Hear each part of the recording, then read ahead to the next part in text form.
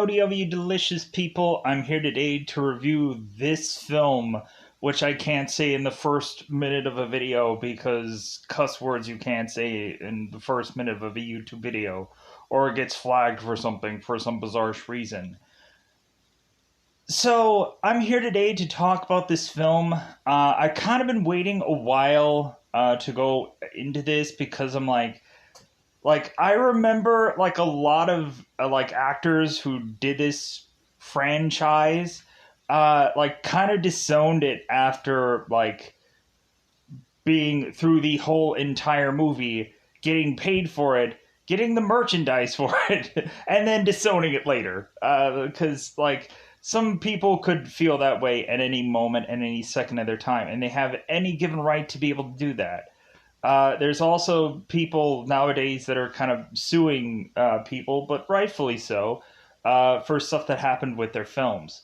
Uh, but yeah, so going into this movie, I really do enjoy, like, this movie is fun. Like, a lot of people at some point could probably call this movie offensive at some point, but, like, we're not going to go from the very first movie and all of a sudden get to like puppies and kittens in this one. It's just not going to happen. There needs to be an escalation of things. And if people were offended by this sequel movie, I'm like, hey, like I'm just watching this thing.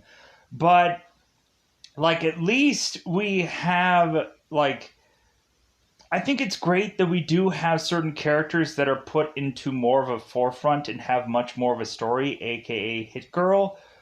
Plus, I like what she does in this film. I like the fact that it almost seems like her character seems to be a much more interesting character than actually the title guy himself, Dave Lazuski. Uh, how really you get a mixing of certain characters, like now that I can cuss, the motherfucker, who is actually like Red Mist from previous film, and how reasonably we start to like make this a much more team building kind of movie, which I thought was like really just a fun escalation from the first film. uh Really how we get to fun characters like Dr. Gravity in this movie, or we get remembering Tommy and like Colonel SARS and Stripes and stuff like that. Like we get a mixture of really interesting characters that may not have a long shelf life in this film, but like still like they're really fun. It's also very interesting to kind of go through this entire film and just be like, hey, like this person went off to do another superhero movie. This person went off to do another Marvel film. This one went off and did a Stan Lee film. This one, or a Stan Lee show. This one went off to, like, man, like, there's kind of the who's who, in all honesty, through a bulk of this film where everybody went off and did a number of things. Like, even the villainous people in this movie, like, we had the guy, who ended up playing like a thug in this film who went off to be like Wong in Doctor Strange. Like we had like of course like the guy who ends up playing like Black Death in this movie is to eventually have gone on to be in the Black Panther film. Like we have also like the father of like remembering Tommy, like he ends up going on to play like a Stan Lee Lucky Man show that I've been reviewing or whatever. Like there's a lot of characters that you would kind of like really just mark out while watching this movie, because eventually they went on to do another superhero movie somewhere down the line somewhere, or somewhere close to that. But like it's really fun like watching this cast, especially when we get characters like kind of my actor favorite, John Leguizamo, who is to basically be like the Alfred of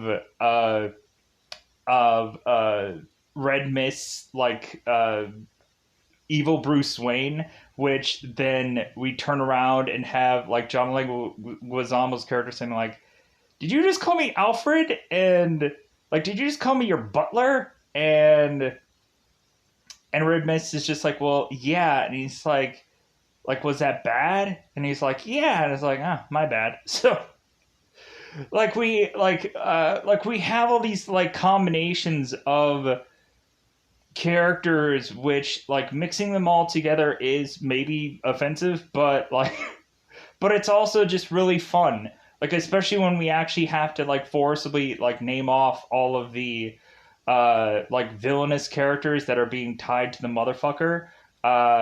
Like how we have to like I should probably avoid cussing as much as possible, but you can't help it because these people have certain kind of names throughout this entire thing. So I can't technically avoid, even though that's kind of a prerequisite to avoid. I could say MFer the whole entire time. Um, but it's also kind of cool to like see characters like Chuck Liddell in this film. Because knowing good and well, like I've seen him in a couple of Marvel things, like the Marvel Blade series, or I've kind of just seen him here and there through a lot of like these kinds of projects. So with that said, I think it's about that coveted time to just say, like, this movie is fun, but it's not for everyone. Uh, I love the fact that we do have these more interesting characters that get their own time in the sun. And, like, I think there is, like, a character that eventually is for everyone.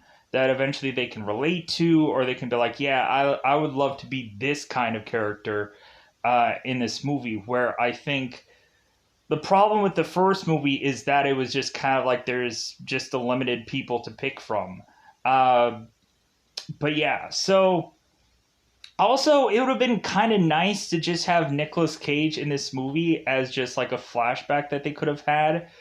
But like if anything, there was already kind of flashbacky things from the first one in this movie to just kind of remember some spots because eventually uh, Dave Lazuski in this movie is to basically be going through the rungs of what Hit Girl had gone through in the very first movie.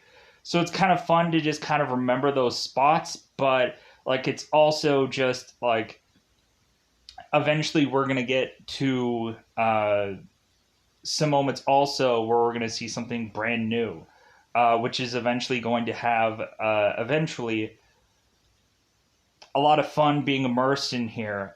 Here's the thing, like I think this movie does kind of give us that like real life superhero approach. I think much more than I think the first one did, because in this movie they show off these characters a lot more doing like community service, like soup kitchens and stuff like that.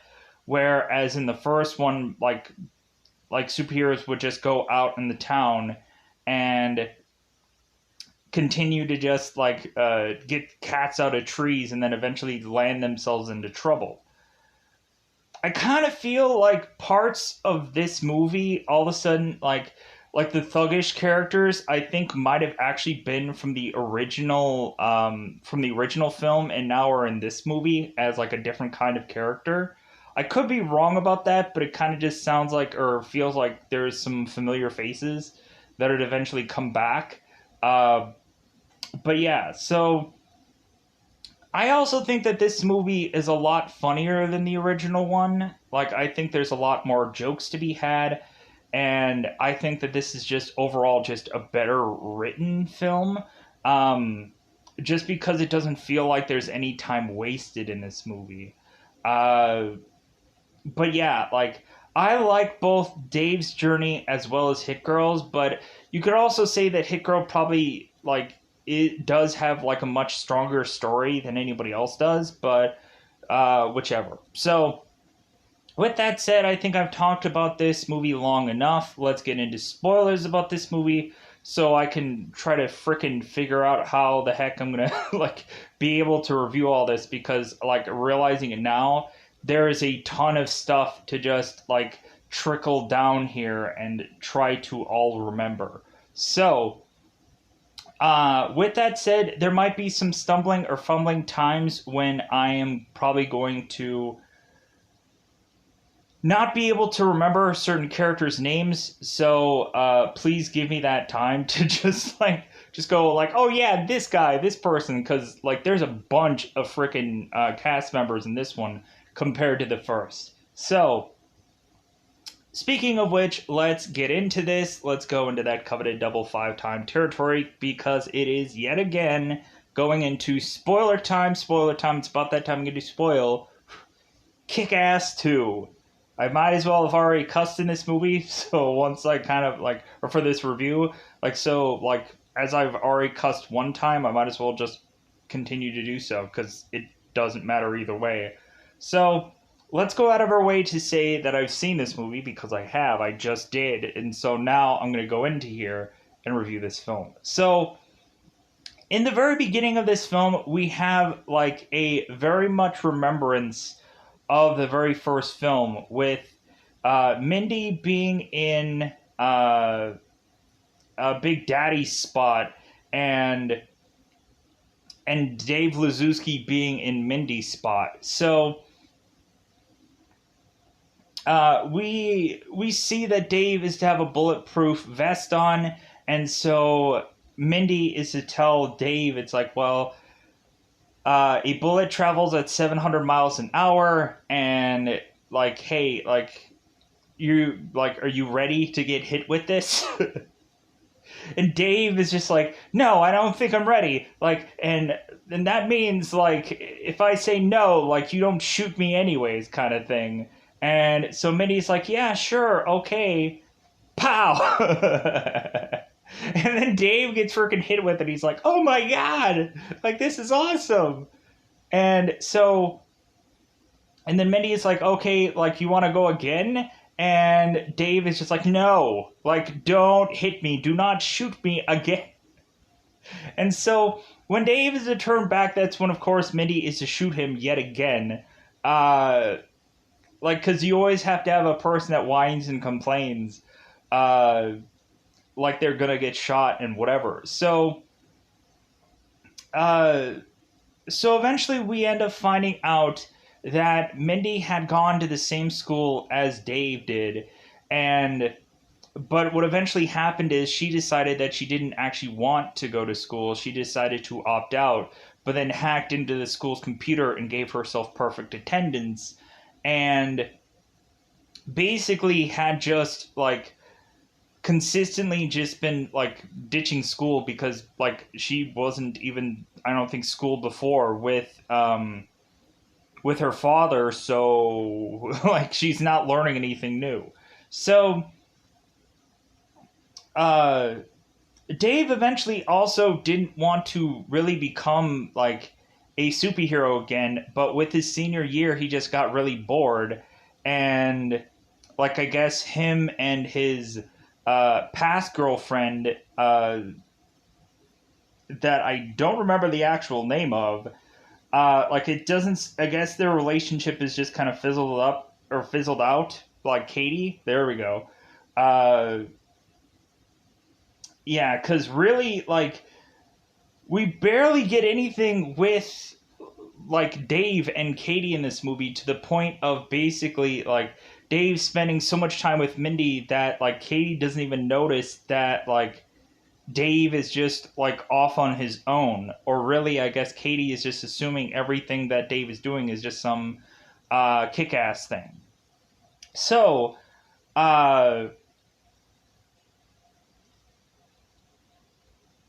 and so Dave is to eventually start to ditch school as well as Katie does.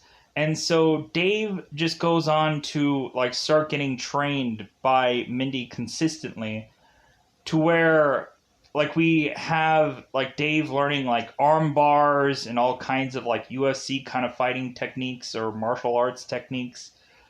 And like we see how like weak Dave is, that he can only do one chin up, and Mindy is like, like, yeah, gross. Like, here's the funny thing though, it is kind of funny that the girl who ended up playing Mindy, who I think is Chloe, like she had done an interview where she was mentioning, it's like, man, like I was actually heavily impressed for how like Dave's character, like how he actually really just like buffed up for the sequel film. Like she was actually like, for that, for Dave, just kind of seeing him like kind of much more like muscular in this film. But to each their own. Like she said that, but like I don't think that ever like there was never a relationship happening between them. Like you could like say that they probably had like age differences in this movie, but like it's probably easy to say that probably after like probably at like the if there were to have ever been a sequel for this movie, like these two would have probably ended up together, probably at some certain whatever age. But like for like it's weird for like Katie's best friend to say like 15 will get you 20, like and like whatever. So like just wait 3 years, whatever. So but anyways, so but going on here, so we also have to show Frank D'Amico's son's journey to eventually becoming uh, no longer Red Mist, becoming this thing called the Motherfucker. So uh, we have D'Amico, who is, because I don't remember what his actual name was, Chris? Sure. Because remembering a lot of stuff from the very first movie, and I don't know how I remember half of this stuff. So, Miss D'Amico, I guess, is to be homeschooling Chris, and she is to have supposedly thrown away the MFer's like Red Mist costume, and basically like trying to untivo anything that has to be tied with Dave Lazuski's character, costume wielding, whichever. And because evidently uh, Red Mist formally is to have been obsessed about this superhero. So we eventually just have Chris, who is to supposedly feel like a prisoner, that really he's just kind of like he has no control over his life, even though he's a rich kid. Like what is he like, what is he gonna be looking forward to in the near future? Because basically they have tried to move away because of supposedly Frank D'Amico's accident, which Chris is like, my father ended up getting killed via a bazooka. How exactly is that an accident? But like Miss D'Amico is like trying to just like forget all of that, or just like say like that, like she's trying to like come up with another reason for how like uh their father had died, which I thought was hilarious. Or like Chris's father had died. So and Chris obviously wants vengeance for that. So that leads us to basically just have Chris like seeing his mother being putting on a bathing suit and going and like tanning in her little tanning uh booth of a machine of a thing, whatever those little like places that you go in and you like you sit down and you just get a tan, like because I guess you just wouldn't just go outside in a nice breezy day. But whatever. So Chris is to just be like just upset about his mother talking about how he's a prisoner and blah blah blah blah blah blah. So that leads him to just destroy this machine that his mother is to be tanning in, and that is to all of a sudden lead to, I guess, his mother getting electrified, I guess, in this machine and to be killed off, which is to now all of a sudden like Chris is to be his own man now, and he's rich as shit. So like basically Chris can do whatever he wants because there is no one, there's no parent, there's no like family member that is going to tell him otherwise. Even his, I think, Uncle Ralph, that is to supposedly be taking over the family business in prison, which eventually that'll happen later when like Uncle Ralph is to teach Chris a lesson, because like Chris is just thinking like, well, I can do my own thing, and Uncle Ralph is just in prison. What the heck is he gonna do? And plus, also when uh, Chris continues to do this super villainous thing, like, what is the response of Uncle Ralph? Nothing. So, like, I didn't quite understand why they had to in place this character, because he does nothing. Like, he's just like, oh well, I'm taking control of prison. And like, I think they put this character in here just to set it up for the third movie, which they never were, I guess, going to put together. But supposedly there's still like hope that they could reboot this series or go some other direction with it or whichever. There might be certain people that still might be okay with wanting to do another one of these films, or really they could just take the last third film and just like basically recast the entire thing for the most point, and just be like, F it, like this is going to be the last film anyways, so it could be anyone.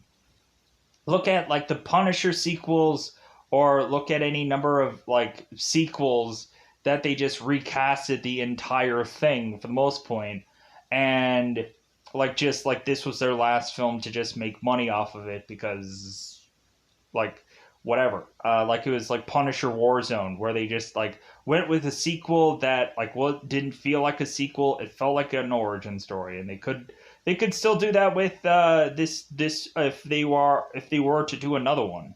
They can just like rehash the whole thing and just put another movie out there, call it done, and just like really you could have like the people coming back could be the guy that plays like Red Mist, like could just come back and just be the villain of here, and like he could be like the selling factor for this movie, and everyone else could just get recasted. So pushing on. So Red Mist eventually is to decide, once going through some of his mother's stuff. Evidently, his mother was heavily into some heavy S&M, and so all of a sudden, Red Mist is to, or Chris is to, put on his mother's like S&M costume, and to mention it's like, yeah, I think I know who I am now. Like, Red Mist was my hero name. Like, I need to go by the motherfucker. And so, because, like, his mother, like, was heavily into S&M, we have Javier that is just telling, like, Chris, it's like, hey, just because you find out that your mom's really into some, like, weird stuff, like, that doesn't mean, like, you need to just like start to become like a weirdo, Chris. Like, hey, like come on. Like so but so Chris eventually decides to change up his costume completely, even from the one costume that was completely changed or whatever, shifted from his costume from previous movie. I guess that wasn't good enough to have, but I guess also like that costume was to just be just thrown away.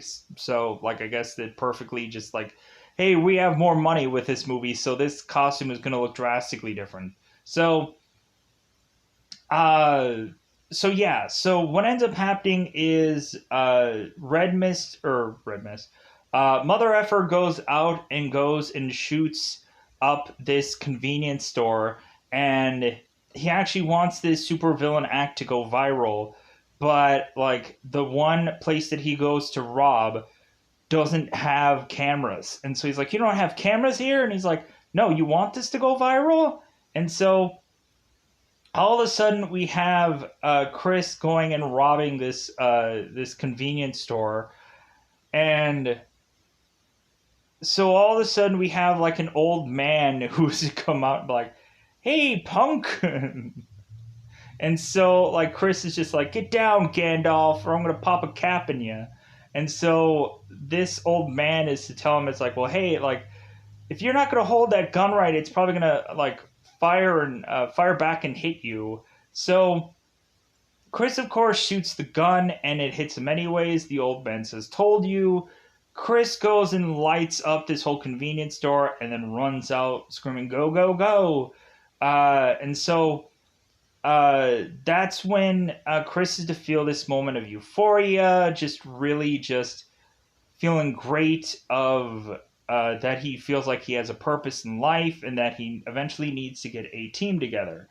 So covering a big chunk of span of Chris's life, let's go and head back into Mindy and Dave's life for the most point. So what ends up happening is Dave is to eventually go on to go and seek training with Mindy. And so one day Dave is to be dressing as this like pimp of a man. And so like Dave is to go out and he's like, I am the whitest pimp in New York, or I'm the whitest pimp in wherever they're from. So there is one thug that is to insult Dave, and so Mindy is to say like this horrifying thing that I can't repeat here. And so Dave doesn't say that, and he's just like, "Oh, I'm out," like so. These thugs are to eventually go and want to beat up Dave, and so Dave is just like, "Man, why did I end up like getting all this training just to eventually just get beaten up anyways? This seems like a waste." Because like Dave, of course, like had to tick off like the one group of people that he probably would not be an even match of. So all of a sudden we have Mindy who pops out of the shadows, who looks like much like you could really tell like she really worked out for this movie, compare like because younger in the first one of course, but still like you could tell everybody like really worked out like for this movie, and they look really good. Like they're like they look really in really good shape for this movie. So Mindy is to basically say like that the one thug, the one main thug, is to like say a bunch of like homo stuff, and that like eventually that's just gonna lead them to all end up getting dead. And so now we basically like recreate like the scene from the very first movie, where of course Mindy is slicing and dicing up all of these thugs, and that that leads to eventually the cops like coming and spotting both Mindy and Dave. And so Dave is to try to tell Mindy, get the heck out of here. Dave will come up with some kind of story, and like Mindy is scrambling out of there. So Mindy is to have her like stepfather, who is to be Marcus, who is to consistently kind of like be checking up on Mindy from time to time, because he doesn't want her to live this superhero of a life, to the point of he is like asking her about school, and Mindy is just like, well, yeah, like if anything, like me and my teacher, man, what a grump, right? And so Marcus is like, well, really, because I went to school to just kind of check up on you, and bizarrely you were gone that day, but you like have like an perfect attendance award, which don't quite understand how you got that if you're never at school. What's that? So like Marcus is like, hey, stay in school kind of thing. So Mindy eventually is to go on and rip and tear through a couple of thugs. And so now Marcus is calling her again. And it's like, hey, like considering you answered your phone, you're probably not in school. So where are you at, Mindy? Mindy is to mention that she's supposedly homesick and that she's running a fever. And so Marcus is like, well, hey, like, I'm going to be home soon. I can get you some soup. And so that means both Mindy and Marcus are racing home. Mindy gets on her motorcycle and, like, hightails it to making it home. And, of course, she ends up getting home before Marcus does. And so Mindy is now in bed, and Marcus is to now comfort her, and she's like, and he's like, yeah, you do feel kind of clammy. So all of a sudden Mindy is to like turn her head in her bed to have Marcus realize that there is blood on her neck, to where Marcus is like, is that blood? Like, that's blood. And so Marcus like pushes down the covers of Mindy's bed to realize that Mindy, you were doing Hit Girl again? Like, really? So Marcus is just like, you know what, this is it. Like your father like stole your childhood from you, and like you can't be this anymore. You can't be Hit Girl anymore. You need to you need to be normal. Killing people isn't a normal thing, so you need to stop that. You have to promise that you're not going to do this again. And so Mindy is like, fine, like, cross my heart. And Marcus is also like putting together like a swear jar. And Mindy is like, you're going to need a bigger jar. Like, you're going to need a bigger boat. So that all of a sudden pushes us to basically like Mindy is being grounded from performing her Hit Girl activities. So, that just leaves Mindy to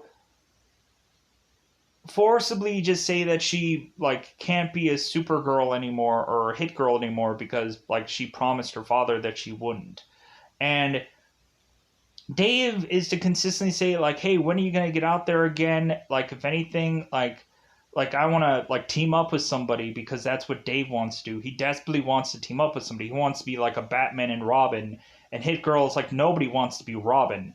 And so, but that leads them to like eventually like having Hit Girl like train Dave to like eventually become like a better version of himself. So that way he can like really protect himself. But like Dave is to like be forced into now having to just kind of start to team up with people so that way strength in numbers kind of thing. So all while Mindy is now forcibly like having to go and have like a sleepover with a girl named Brooke and two other girls, and right before that, Dave is to like ask Mindy to like partner up with him again, and Mindy's like, I can't do that anymore, and so all of a sudden like Mindy, like, it feels like there's a breaking up scenario between Dave and Mindy in this school, but it's really just she's not doing the superhero thing anymore. And so all of a sudden people like misconstrue that as like Dave and Mindy are breaking up, and like Katie catches wind of that and she breaks up with Dave because Katie is thinking that Dave has been with like Mindy, and that she's a little supposedly too young for him. And Dave is like, it's not like that. Like, we just spend a lot of time together, but it's not like we're friends. Like, and Katie just doesn't understand, and she breaks up with him.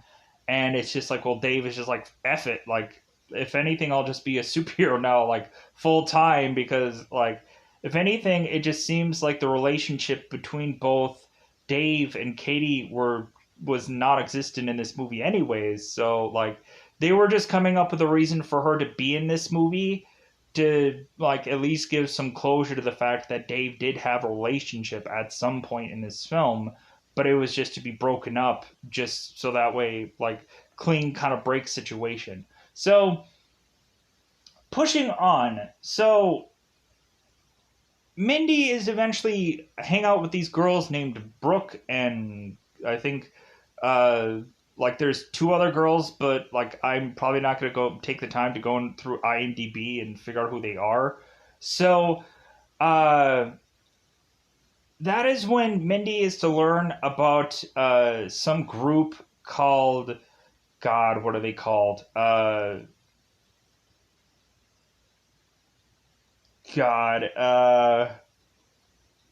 I know the song. I'll carry you. I'll carry you. Uh, like God, what was the group? Like they look like One Direction. God. Eh, uh, God. I'm gonna have to pause and come up with a group name. Was it Union J? For some reason, I was kept like thinking it was like Union Jack, or it's like Union something, but I was like, man, that has got to be the most garbage name, and it's probably wrong. But so all of a sudden, Mindy is to be manipulated by Brooke to see this boy band called Union J that are to be shirtless at some point in their video. And Mindy is all of a sudden like, what the is that? Like, oh my god. Like, all of a sudden she's to like feel like her heart grew 2 times that day, Mindy. And so Brooke is saying like, well, yeah, it's just chemistry. Like Union J and all these kind of things will just get you hot. Like at a lot of points in this movie, we have Mindy who is just looking on consistently at Dave, and every time that Dave is to uh, change his clothes throughout this entire freaking film or whichever, like Mindy is just like, like every time consistently. But it's always just to be friendship because I guess age gap, whatever. Like, nah, like, so what? Somebody's younger than you are or older than you are. Like, they're not obviously they know that they're probably going to end up together probably at some point because they're just kind of like perfect in some way for one another. So, whatever. So, Mindy is to eventually hang out with these girls so much so that Mindy is going to do cheerleading tryouts, and so Mindy goes ahead and does cheerleading tryouts, and eventually, Brooke is doing this basically like stripper freaking audition dance of a thing, and so all that Mindy has to do is just do anything, and like pretty much she'll get through into basically being a cheerleader. So all Mindy does is she basically just like performs this whole like fighting scene with these like ninjas and that there's no escape. And so Mindy just goes through and starts pretending to beat all these guys. And everybody's like, oh my God, that's so better than Brooks. That's so different. And that's so awesome. And even the coach is just like, wow. Uh, so, like, let's go and put a pin in that and let's go back into Chris's stuff.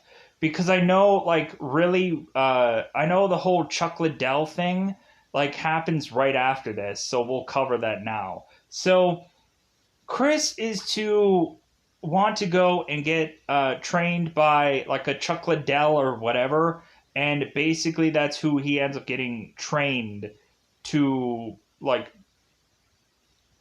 get trained by. And here's the bizarrish thing. So when we actually have this like training scenario, like we bizarrely do it in this like boxing ring or a wrestling ring. I don't know which one of this is exactly, but it's obviously not like a UFC ring. Like, but I'm sure if anything, if they were gonna probably be training anybody, it would just be like in a bunch of mats in some like karate dojo somewhere, or probably in an actual like cage place arena thing. Um, like if Chuck Liddell was probably going to train anybody, but I'm sure he can adapt to any kind of environment. But because like these kind of rings and whatever could also be set up for any number of kind of things, but it wouldn't be a ring. But I guess this is probably all that they could find or afford to do for this movie, so it is what it is. So, so Chris is to go on and have to be like his first like kind of thing is just kind of like test to see like this kid's worth but like Chuck is to mention that supposedly he sees some potential in this guy, but he just wants to see something a little bit further. So Chris is to fight a guy who ends up being Black Death, which there is some racial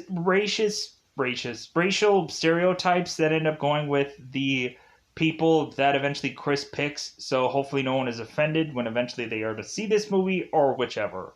Like I'm just saying, hey, like I like this movie because it's a superhero film, and like whatever happens during that superhero film is what it is.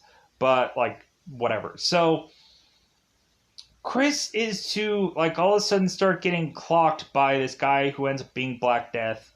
And so Chris is just be like, you know what? Like, I'm done with like trying to like train on how to be like skilled in combat or whatever. Like, you know what? Like, my superpower is being rich as shit because basically he's stealing that from Ben Affleck Batman. Like, what's your power? I'm rich. Like, so that's your superpower, huh? Like, you're not skilled, but so Chris is just like, you know what? I'm gonna be rich. Like, that's my superpower. So I'm just gonna buy people off to like be a part of my like villainous team. But I really like. I thought Black Death's costume was pretty sweet. That costume looked like really cool. Like he had like this kind of like facial hair and kind of like the. I thought that was really awesome. I was like, man, this looks really cool. But of course I would because I would easily be won over by that. So coolest superhero or supervillain, Black Death, definitely for sure. So pushing us on. So this uh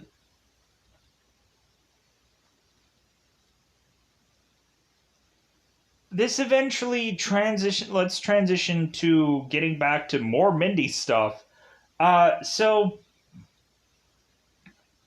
what eventually happens to because I want to get all of this out of the way so I can just easily just go into a bulk of Dave's stuff and then just kind of like really just have very few things left kind of in the lurch. So Mindy is to eventually go on and I guess mess with the queen bee, which is Brooke, because all the other cheerleader girls are just like, oh my god, like Mindy should be captain.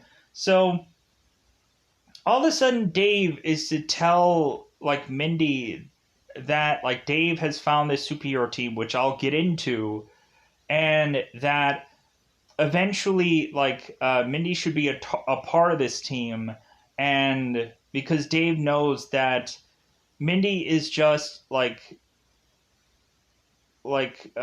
person that Mindy doesn't even want to be. Like Mindy actually wants to be Hit Girl. And so like Dave is telling like Mandy, like, aren't you like a ninja? Like, can't you sneak out of your place? Like, how will your father know? Ba ba ba ba ba ba. So but Mindy is to basically just say like, well, I still promised my dad, and plus also like Dave is kind of throwing shade at Minnie, just like, you don't give a crap about being a cheerleader or going on a date with a boy or anything. And so Minnie's like, oh really? And so Mindy is just like, hey guy over there, you jock, what's your name? And so we have this guy who's like, I'm Simon. And so Mindy is like, okay, Simon, you want to go on a date? And Simon is just like, sure. So Mindy is just like, what were you saying, Dave, about me not being able to get a date or whatever? Like, I'm sure anybody would be flocking to date me compared to anyone else because if anything, like I probably have a whole S&M vibe that no one else has. So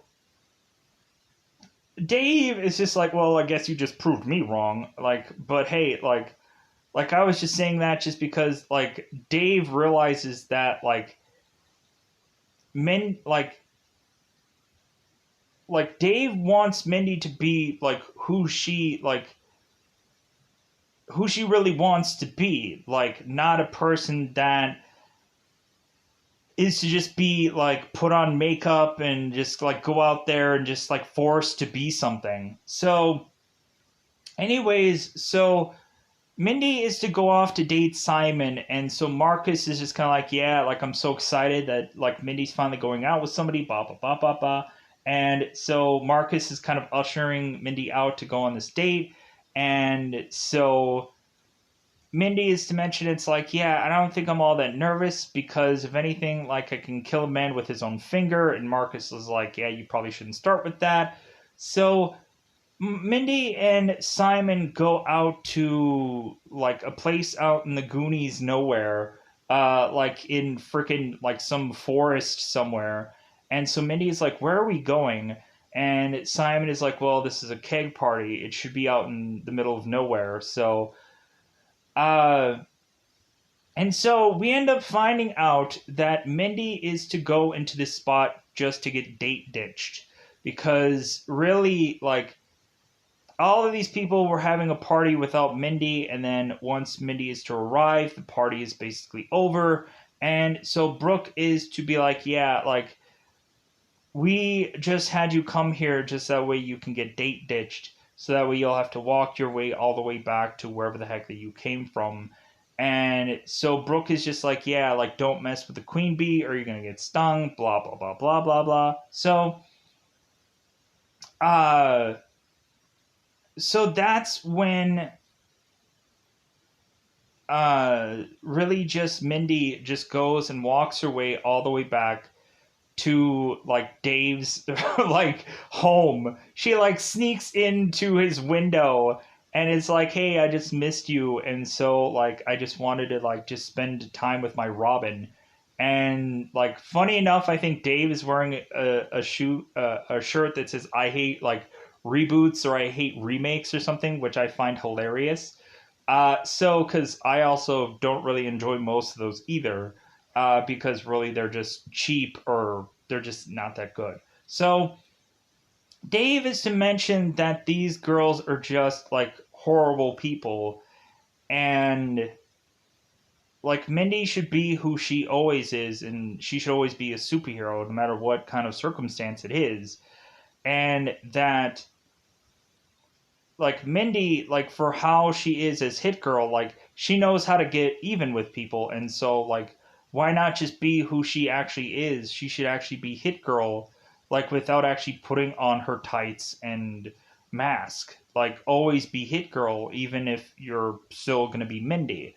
Like get back at them because you're a way much more confident person than you actually realize. So that just like that's like that whole moment with Minnie and Dave is just really great, but that also leads us to where the end of the movie where like eventually that nice kiss between both Mindy and Dave like is really just kind of cool where it's like yeah, like we're going to cement that eventually that these two people are going to end up together eventually.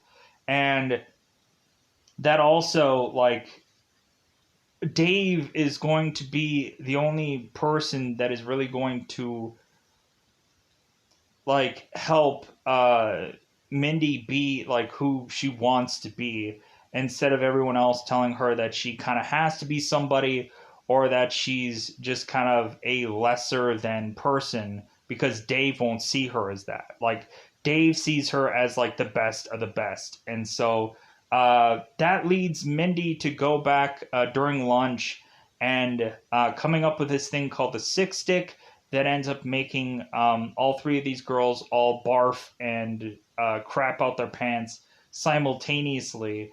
And we also have Mindy who ends up giving a girl like a ton of money to look like these girls so that way like blah blah blah. So let's get in back into Dave's stuff because I think I covered most of Chris's stuff. I covered most of Mindy's stuff. Let's finally get into Dave's stuff. So Dave is to team up with Doctor Gravity, and so Doctor Gravity's to mention that he has this like bat that is to like levitate something over a ton, and Dave is like, really? And Doctor Gravity's like, no, like like there's no way that could happen.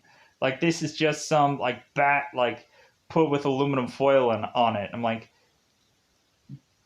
couldn't you have just gotten a metal bat that doesn't have to be like taped with aluminum foil? But I guess to each their own. So I guess to just look shinier, I don't know. So, but eventually towards the end of this movie, we find out that really Dr. Gravity's bat does have a lethal application to it. Like eventually it can like have spikes being shot out of it and whatever, or like it can come into a much more lethal bat of a thing. So, anyways, so Dave is to eventually like start talking to Dr. Gravity and like talking about like team ups and that eventually he wants to like be a part of a group of people and Dr. Gravity's like, well, hey, like I know about some profile picture of some guy, like he looks legit, and maybe we can team up with him.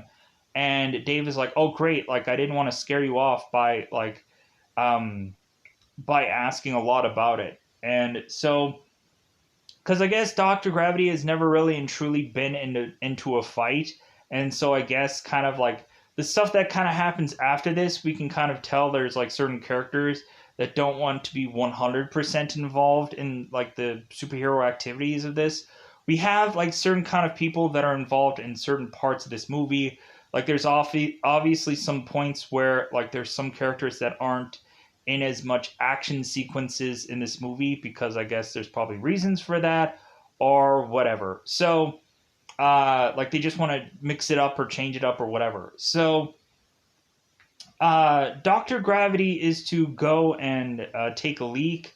And so all of a sudden we have Dave who is to seemingly get assaulted by some thugs who want to go viral on the internet because of course we remember the very first movie where Dave had started beating up those thugs and uh like three a-holes beating up one guy while everyone watches. Like we're basically trying to recreate that scene here. So Dave is to whip out his batons and start beating the crap out of these guys much more so than in the first film because now he's going in here with a strategy or a technique and whatever. So all of a sudden, like Dave is kind of doing pretty well, and then Dr. Gravity comes into the mix and starts like hitting people with his bat or any number of things, like a trash can or whichever. So eventually, all of a sudden, there starts to become a bigger round of thugs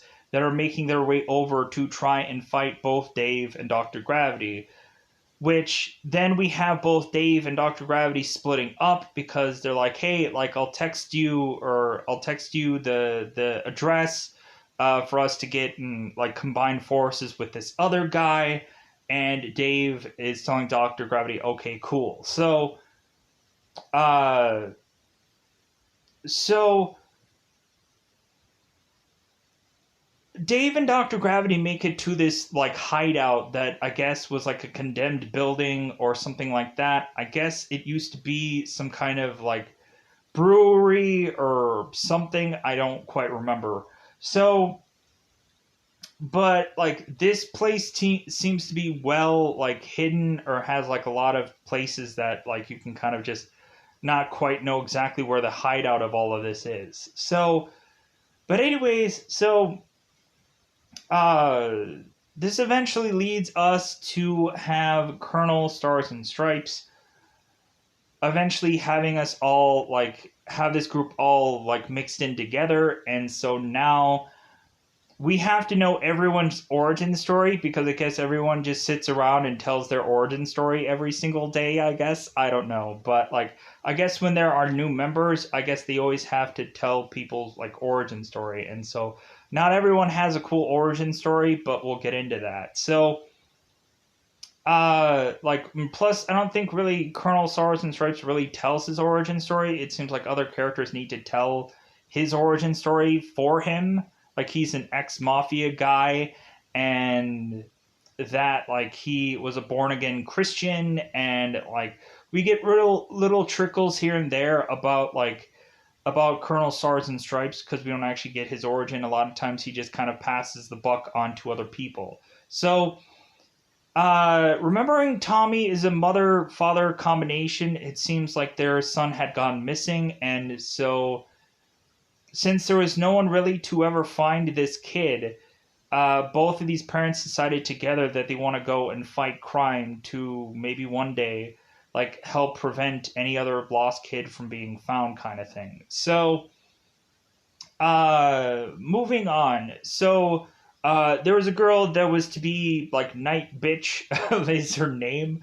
And so this girl is to have supposedly found her like sister in a dumpster, and that's what like made her become um, a superhero. And so like Dave is immediately like looking at this girl, and he's like, yeah, like if anything, like this girl, like something about her eyes or just something about her, it just seems like they're both like connecting on this weird wave of a thing. So like I guess really Kick-Ass doesn't really need to have like a full backstory of things because he doesn't even like we have a whole movie for that. So uh Insect Man, I guess, has supposedly been like a previous like police officer, but he ended up deciding to come out, and so like that's the reason why he never wears a mask because it's too much being like being in the closet. And so I'm like, well, that's like a really cool, like unique uh like way of approaching things. I don't quite understand what the whole insect thing has to play into it because like I didn't really understand exactly like why insect, but like there was no real time I guess to just do that. And like plus like there's probably a lot of random superheroes that have a lot of random like things upon them that are just like nah, like that's just who they are. So uh so eventually we get to uh like Battle Guy. So Battle Guy is to mention that his mother and father had died via the opera, and so Doctor Gravity's like, man, I can't wait till we catch this son of a bit because I want to go and levitate uh like uh his soul from his body and whichever. And so Battle Guy is to mention that supposedly the thug had like maxed out all their credit cards, and so all of a sudden we have Dave who's just like Marty, and so Marty's like, what? So, like, yeah, Marty, like, yeah, like, what are you like? Why are you like Battle Guy? And like your parents are dead. It's like, what is this garbage? And they're like, hey, whoa, like this guy, like, be sensitive. And Dave is like, no, like me and Marty have been like friends for years, so I know this guy, and like I know that what he's saying isn't true. And so Colonel Sergeant Stripes is like, hey, Battle Guy, you want to update your profile? And so like Battle Guy is just like, I'm sorry, everybody. It's like if anything, everyone had cool stories, and so Battle Guy just had the fact of him just forcibly uh just needing to come up with some kind of cool thing so that way he can become a member of this whole thing forcibly. Like that's the thing that I kind of liked about this, where like you find out that probably like people aren't really 100% honest about who they actually are until like someone eventually has to like force the whole real truth out of it.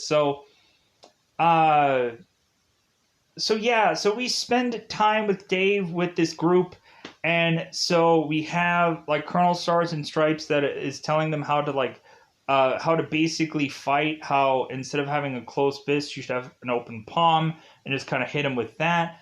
Um, like kind of starting to teach some of these people how to like have some kind of like defensal thing if they don't have like combative skills, like having both remembering Tommy kind of team up to kick somebody at once that would probably feel like a much stronger attack.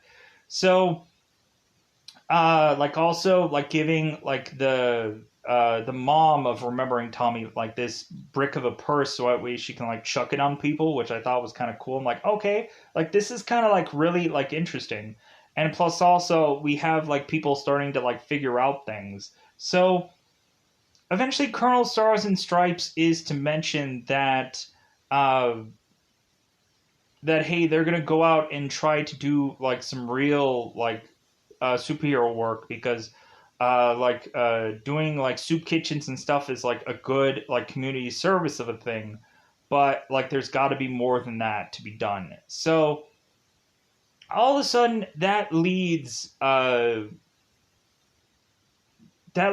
Dave to eventually be coming out of this one subway tunnel, and Colonel Stars and Stripes is mentioning how like basically Dave's character Kick-Ass had inspired all of them to become like who they became, and don't let that all like keep that in your heart and don't let it go to your head kind of thing. So uh Dave and eventually Night Bitch eventually go on to consistently bang it out in the bathroom stalls of any like dump of a place. to, I guess, just naturally assess that Dave is going to be sleeping with somebody in this movie, and it's not going to be Katie in this one. He's going to be going and sleeping with, or technically not really sleeping very much, like banging it out in a bathroom stall. And it kind of seems that supposedly both Dave and this girl eventually go on to supposedly have a relationship, but like really they start to realize when it comes down to it that this relationship wasn't all what it was actually just cracked up to be. So that leads us to have eventually the whole team going out and fighting off these people that I guess would be similar to the Yakuza, but I can't really say that that's what it is because I'm not 100% sure. So, so they go out and immediately we have like Colonel Stars and Stripes that is telling Battle Guy to not put the Lord names in vain, the Lord name in vain, and so because Battle Guy consistently says like Jesus Christ or whichever, so Colonel Stars and Stripes is leading the gang to tell them to have fun and to also watch their backs, that certain people are going to be set up to just be like kind of taking out certain stragglers and whatever. So Colonel Stars and Stripes knocks in the door, and immediately there is some like massive bodyguard that is to be like, who are you, you old fuck? And so I've already cussed too much in this review anyways, so one more won't kill it. So we have Colonel Stars and Stripes, who is mentioning that he wants to go and see, of course, the guy who eventually becomes Wong in the actual like Doctor Strange films, and I'm trying to think of Mr. Kim. There we go. So, so of course the Colonel wants to see Mr. Kim, and so that leads to eventually having Mr. Kim easily like kind of like taking out this one guy, and who is like a man in 3/4. So pushing on. So we have the Colonel who's like, well, hey, great party. Like, do you want to dance? So Colonel Stars and Stripes breaks the poker table that these guys are all on. And so now we just have this onslaught of like Insect Man taking some people down. Night Bitch is kind of taking some people down. We have everybody kind of getting like some pretty decent shots. Even Battle Guy is knocking some people out, which I thought was pretty cool. We have Dave, who's kind of just beating up a lot of people and all kinds of things. And so, like, everybody's getting their good looks in, like, and everybody's starting to be really surprised.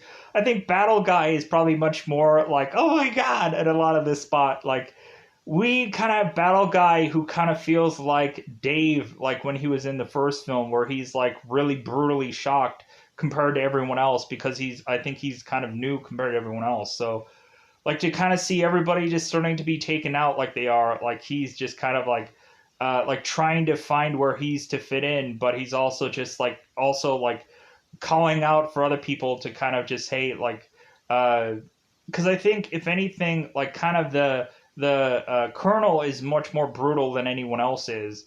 But so eventually it leads us to have all of them taking down everyone with the exclusion of Mr. Kim. We have Mr. Kim, who ends up getting his basically his balls being ripped out by this dog. And so Mr. Kim is mentioning that he has a heart problem, and of course we have Colonel's like, well, do you want me to solve that for you? Because he throws a gun in his face. So Mr. Kim is to mention like every bit of that. They have a bunch of girls that are all upstairs, and like basically all the other superheroes go up there to free all of them and give them like $50,000 so that way they can make a life for themselves. and Mr. Kim is to mention how like there's only like one person that is kind of left that they haven't taken out, and like but he's like innocent, like don't do anything with this guy. So uh so eventually after that whole mission is to be over, they all get scram out of there in the van, and so really Dave is asking like the colonel like, would you really pull a gun on somebody and kill them?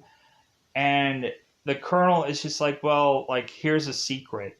So the colonel is to showcase that his there's no bullets in his chamber, that his gun is completely empty, but don't tell the bad guys. So Battle Guy is just kind of like remarking on like the fun parts of this whole like regime, where he's just kind of mentioning like dogs on my balls. Like everyone's laughing like ha ha ha, oh, isn't that great? So they all drive off, and so really that just goes on to forcibly now lead to, because I kind of covered everything else.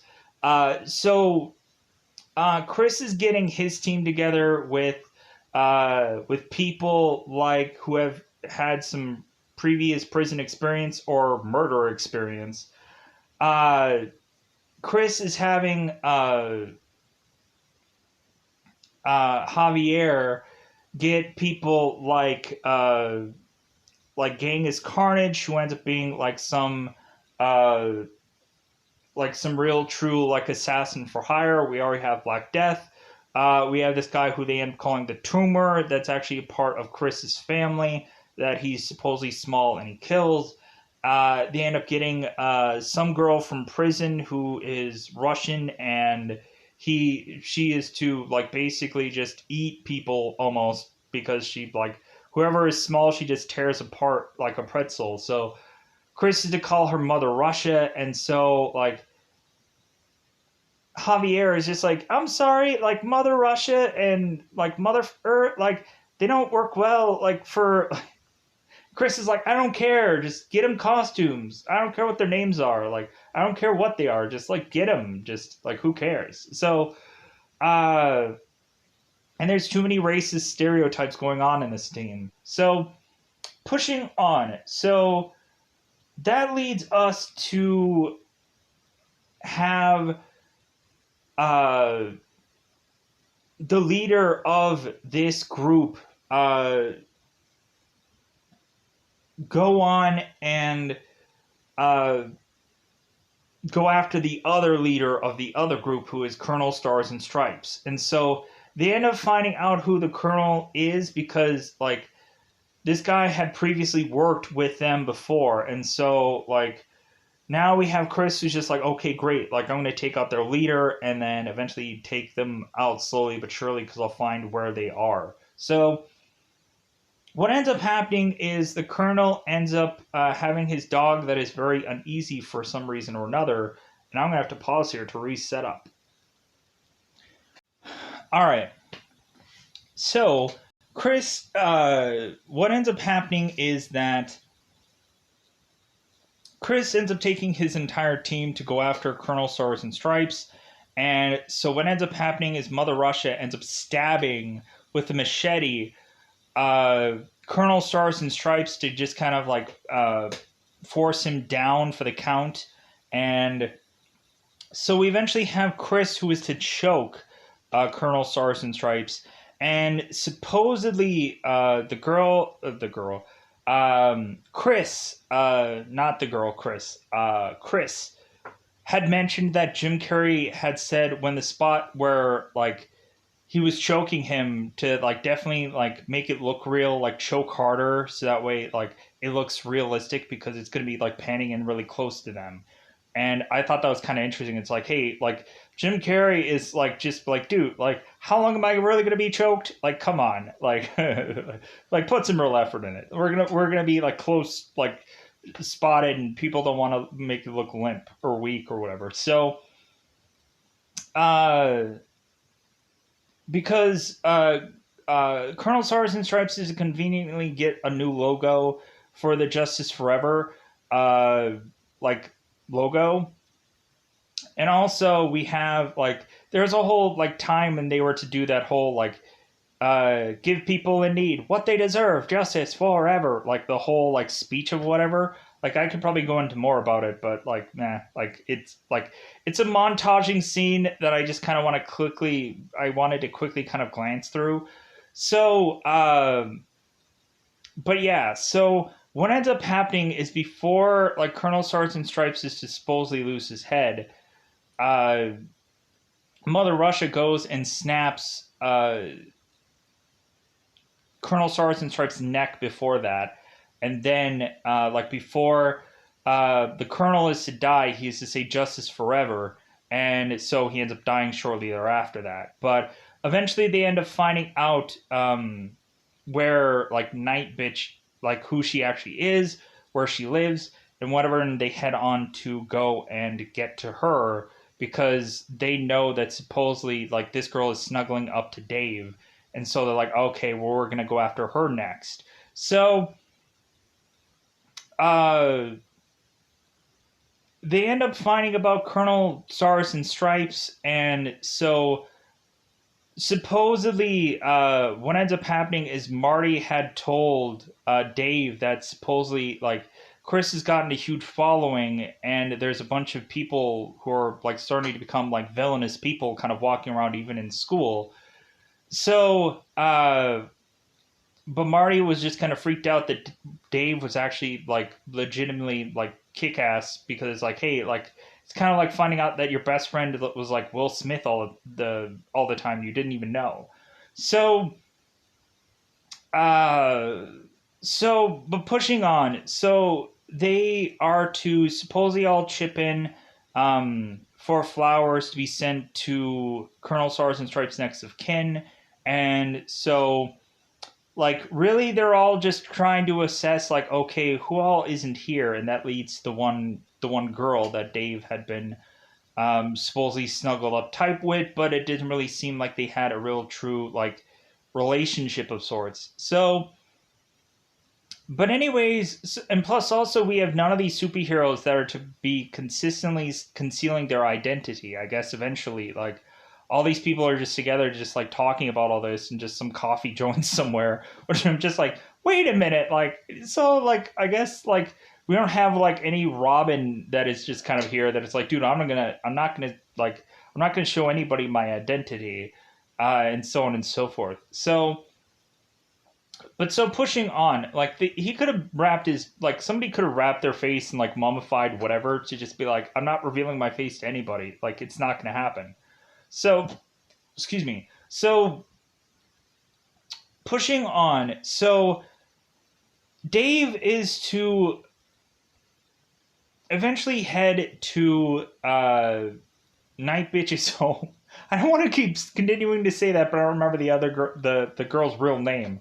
So, because we find out coincidentally at the same time, the entire villain group is making their way to this girl's home. So, and like Mother Russia is going and being like the defense of like anybody who had called the cops and whatever. So, the tumor and Chris had made their way to this girl, and so we have Chris who ends up like dropping down Trow, and it's just like, yeah, like now you're gonna feel what Evil D feels like, Evil Dick.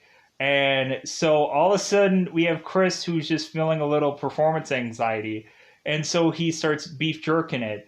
And so like I think her name is Katie. I could be wrong about what is like. Does this girl have an actual other name? I hope so. Uh, doesn't say, of course not. So, Night Woman, let's just say for prosperity, is to mention that, like, well, Evil Dick is limp, I guess. We've cussed so much in this movie review anyway, so I guess it's, like, good that I probably prevented probably as much as possible cussing through the other one. So, so what ends up happening is that the tumor is going to hurt this girl really bad, but eventually Dave and a number of people are to eventually come to the rescue of this girl eventually. Or no, wait. What ends up happening is I think she ends up getting sent to the hospital, and they kind of find out about that later. So she doesn't end up getting killed. It's just to send a message. So, because eventually, like, police start piling up, and so eventually the villains all start to just walk off. Like, that's what I remember. Like, the superheroes don't eventually come to her evade, but eventually find out that she's in a hospital somewhere. So, uh, so because like Mother Russia is just going and basically putting a like lawnmower on a police car and like slicing and dicing through all these people. You have like Black Death and you have like Genghis Carnage that are just like looking on. They're like, oh my god, this woman like definitely earns her money that she makes from being a villain, and like she's worth it. And because this girl is like a one-man army, which was just awesome to see. So now pushing on. So after Dave is to see this girl in the hospital, she's like, yeah, I guess we weren't really like boyfriend and girlfriend, like we weren't really actually superheroes. So it's like when it comes down to it, we weren't really who we thought we were. So maybe we should just like say this was just fun, but like maybe like this is just it for us. So that leads Dave to, or it just kind of leads like the police department to now like really want to step up and want to make sure that every uh, policeman is going after any person in a cape and cowl kind of thing.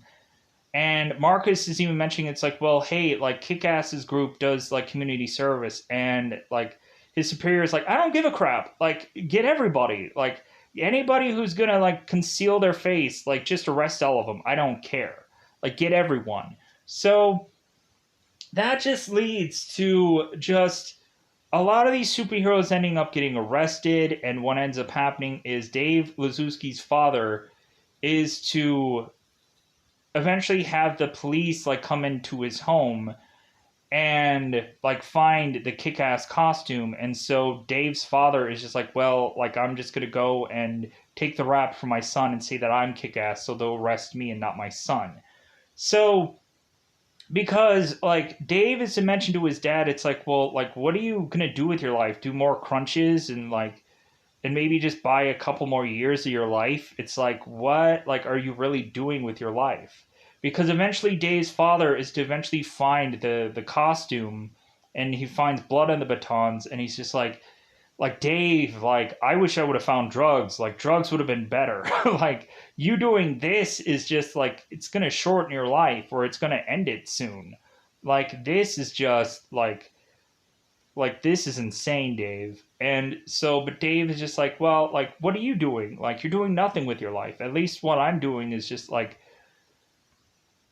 doing something good for the community or doing something good for uh like he's bringing justice to like some people that can't find it anywhere. So blah blah blah blah blah blah. So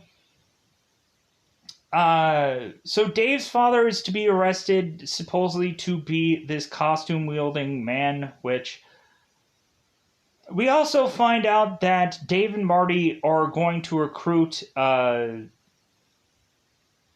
another one of their one of their closest friends. And so he ends up becoming this guy called Ass Kicker or Ass Licker or whichever, whatever he's going to dub his name to be.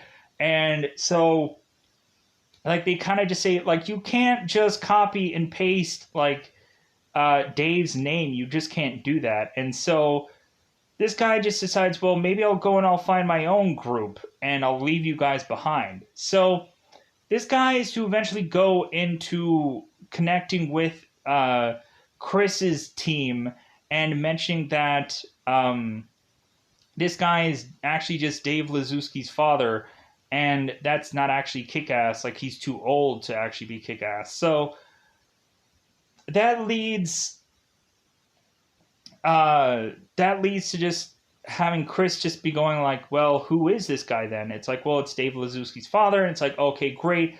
Now I'm just going to go ahead and just kill this guy off because this is another uh, like family connection or something close to Dave, because also Chris had uh, his father killed by Dave. So what kind of uh, like poetic justice is to like have like Dave's father also be killed. Like we also have Chris who is to go through this hideout and have this like shark that like they don't sure if it's dead or alive or whatever, because like they're not sure if they got the right water in there or whatever. And Chris is saying that they have like fertilizer bombs, but it's not the right kind. It should be the liquid kind, and he got the crap kind. So anyways, so this pushes us to have Dave's father being killed in prison, because there was a bunch of cops that ended up getting paid to leave the one prison cell for Dave's father to get killed.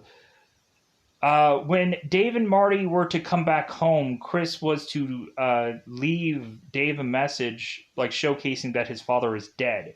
So Dave is to have a funeral for his father, and like so Dave is just left on his own. And so Mindy is now to try to comfort Dave, because like Mindy is just like, well, are you are you just mad that I wasn't there for you, Dave? And Dave is just like, no, like I don't blame you for anything that happened here. So what ends up happening is that even during Dave's father's funeral, we have Genghis Carnage basically going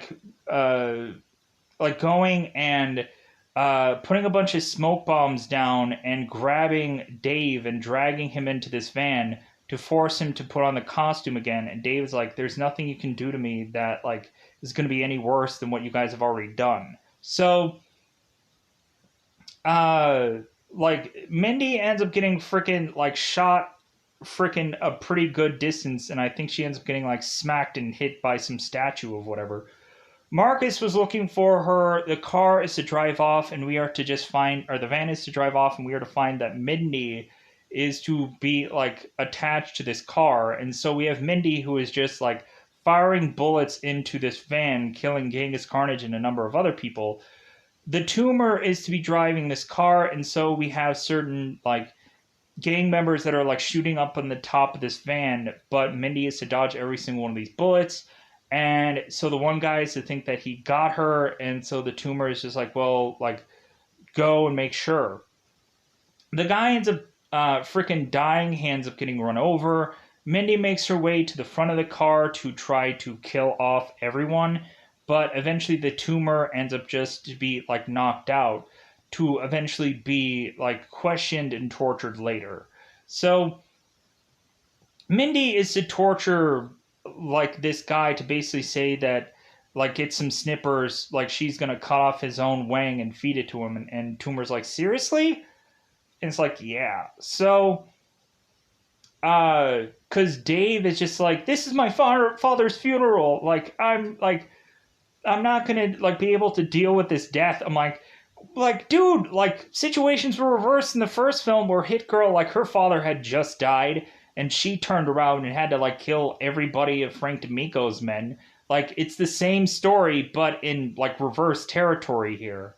So if I were Hit Girl, I would have just said freaking buck up. If anything, my father died in the first film, so you have to be you have to be me in this situation, or you just have to buck up and just start killing people to kind of cope with your father's death and kind of seek revenge. So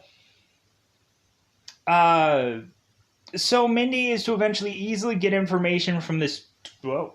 I thought something happened there. I was like, what the heck is that sound? So Mindy is to get information from this tumor guy, and so now we have to get every single superhero quite possible to have a good guy versus evil scenario here. So everybody's just going to be fighting it out. So uh, so both Dave and Hit Girl are to show up first uh, at Chris's hideout. So Chris is to mention that they're basically going to cause all this chaos, that they're going to be putting out fertilizer bombs and all kinds of things. They're just going to like cause all kinds of anarchy, and it's like a night to remember kind of a thing. So Chris is mentioning, and if my name isn't, and all of a sudden there's an interruption, and uh, Kick-Ass is say Chris D'Amico, and we have, of course, Chris mentioning, well, that's not my name. And so, like, we have all of a sudden Chris, like, now, like, getting really close to Dave, and they're just having this whole, like, you killed my father kind of moment. And, like, we have Chris is mentioning that I'm gonna, like, shove your face in the floor and, like, mop it up and all this kind of, like, goofy kind of a dialogue, this, like, back and forth banter, where Chris is just like, are you so eager to die? Like, I have the numbers against you. And Dave is just like, well, so do I, because, like, we're going to even this up. So all of a sudden, we just have all the heroes, whether they're real life or whatever, like, all make their way out to just fight everybody out. And we have this, like, cool little, like, huge, like, cut to a number of people all beating up everyone. I'm sure all this stuff was kind of perfectly choreographed and whatever. So, uh, like, it's not like all of a sudden, like, you have people that obviously, like, I'm sure there's certain characters where they had to, like try not to shoot or whatever, because they're probably just like, hey, he has a logo, or he has a this, or he has that. We don't want to get sued. So, anyways, so pushing on here. So, this whole fight sequence having really just Hit Girl being tied up with Mother Russia, to where eventually Hit Girl is to, like, just put all these kinds of glass pieces into Mother Russia, while Mother Russia was to give Hit Girl this adrenaline shot, because supposedly Dave was to see this needle before. Like, hey, what's this needle for? And Hit Girl is to mention, it's like, well, if it feels like you're going to die, like, basically take one of these things, and, like, you'll be able to just kind of work through it kind of thing. Uh, so eventually both Dave and Chris are fighting on this rooftop. And so Chris is mentioning how everybody wants to bang Scarlett Johansson, and, like, everybody wants to secretly have these kinds of things of their life, which will never happen. And so Dave is kind of fighting back Chris, kind of mentioning, like, all the people that like, Chris has killed or hit or whatever, hurt, that was a part of, like, Dave's friends, closest friends or whatever, or family members. And so this is kind of like the Chris O'Donnell moment in Batman Forever. He's like, this one's for my brother, my mother, my father, and this one's for me. Like, it's kind of like that same whole scenario. So Dave is to eventually continue to hit Chris, and this leads Chris to eventually, like, have this one part of this like, bizarrish window that's kind of from the ceiling that evidently Chris was standing on, that all of a sudden is to just break. And now Dave is grabbing onto Chris's hand, and Chris is trying to let go of Dave's hand, and Dave is like, hold on to my hand, like, I'm gonna save you, you douche. Like, if anything, once you die, like, this is done. Like, you don't have a sequel. This is over. And so Chris is like, well, yeah, that's what I wanted. Like, I want to be a martyr. I want to be like an evil Jesus. And so, like, my death will, like, live on forever. And, like, people will be, like, singing songs and making statues of me and, like, all kinds of stuff because of what had happened here. So, like, Chris, like, consistently, like, hits Dave's hand to let it go, and so Chris falls, and then all of a sudden he decides that that was actually a mistake to fall and die, and so but all of a sudden he lands up in the shark tank where he's like, "Oh my god, I'm alive! Oh great! Like I'm sorry! Like I'm gonna change my whole life around and whatever." And then all of a sudden we have the shark who ends up going and grabbing onto Chris and killing him, and so like that's when we have Dave who's just like, that's like me watching Chris die. Like it's awful to see him like dead, but like nah. But eventually we find out, like I guess in some like scenes or whatever, that like Chris isn't actually dead. He's just like in a hospital bed somewhere, I guess, to allude that they were eventually going to make a sequel out of this, because it seems like a lot of times they were going to make a sequel out of this, but just like there must have been not the money there or whatever. If there ever will be a sequel of this, then maybe I'll eat my words, but like who knows? I'm like, it would be great to actually have like a reboot of this, like if they do this like a different way, have a different story or whichever. Because I think we can still kind of put these movies out and just kind of have fun with them. Like I'm sure there might be a story be written with this at some point in time.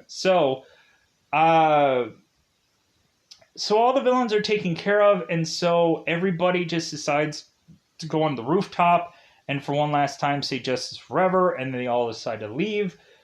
So Minnie is deciding that of course she has to leave, because reasonably, like she killed 6 men with a cop's gun, and so like she can't go back to her father because Minnie will just get arrested. So Mindy is just supposedly just moved to New York, and I'm like, well, what is Dave gonna do now that he's basically just by himself? Like, did he actually get another like did he is he gonna take some couple years off to just kind of like be able to like support himself and then just kind of go into college or whatever? Like, is he just gonna go and get his GED and just go to college? I don't know. But yeah, so Dave eventually just goes and kisses Mindy, and we have like Mindy who's like, "Yeah, be nice about it that I kissed you, or I'm gonna tear you in half," kind of thing. Uh, so anyways, Mindy is to drive off, and so like Dave is mentioning how like some things are like about like some things have started and it seems like some things are at an end, and but it also seems like there's going to be a sequel made out of this, supposedly because Dave is to consistently keep training in Mindy's like hideaway bunker, but this time around there's to be a metal like kick-ass like mask, which I guess was to allude that there was going to be a sequel out of this, but like they already like reconstructed a different costume for Kick-Ass to have, I guess, for sequels. But yeah, so with that said, I guess there probably wasn't going to be a sequel of this or whatever, because we'll never know. Like supposedly there was going to be 3 movies of this, but maybe this one just didn't make the money that it was supposed to, so it just stopped at this one. But supposedly there's always going to be a reboot or something like that. I took too long to go into this because I think this movie is an hour and 50 something minutes. So I'm going to get that out of here. Bye, everybody. Bye, everybody.